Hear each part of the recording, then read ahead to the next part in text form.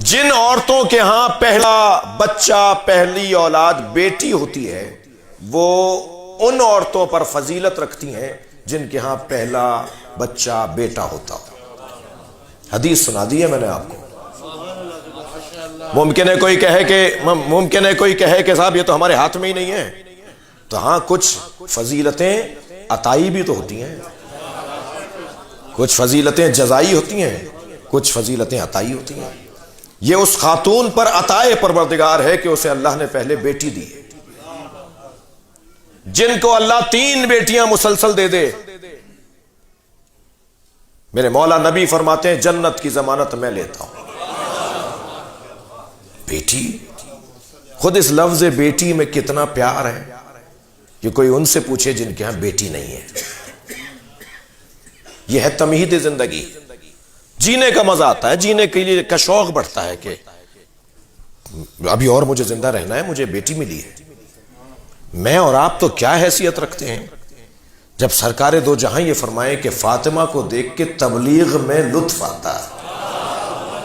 اے فاطمہ، میں حوصلہ پاتا ہوں تمہیں دیکھ کر، سارا معاشرہ مجھے اذیتیں پہنچاتا ہے، مگر جب میں فاطمہ کو دیکھتا ہوں تو میری ساری تکلیفیں دور ہو جاتی ہیں کہ میرے پاس فاطمہ ہے۔ بیٹی تمہید زندگی، یہ جب اصل زندگی میں ڈھلتی ہے تو یہ بیوی بنتی ہے۔ بیٹی جب زوجہ بن جائے تو یہ اصل زندگی ہے۔ خبردار بیٹیوں کو گھر نہ بٹھاؤ، وقت آ جانے پر، اہل مل جانے پر، کف مل جانے پر، ظاہری اور بظاہر کوئی اگر ہم پلہ ہے مل جانے پر ان کو بیا دو۔ البتہ تعلیم، پڑھائی ان کی اپنی جگہ ضروری ہے، اس لیے کہ اگر خاتون تعلیم یافتہ نہیں ہوگی تو سماج تعلیم یافتہ نہیں ہوگا۔ جی، اور دین بھی انہیں دینے کی ضرورت ہے۔ عورتوں میں خاص طور پر دین کا جذبہ مردوں سے 3 برابر زیادہ ہے۔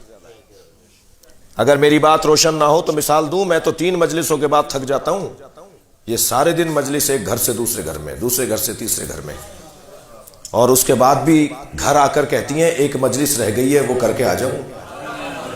جی، نمازوں میں زیادہ، مناجات میں زیادہ، زیارات پہ زیادہ، مصلی پہ زیادہ، مجلس میں زیادہ اگر کوئی نظر آتا ہے تو وہ خاتون نظر آتی ہے، اس لیے کہ اس کے اندر دین کا جذبہ زیادہ ہے۔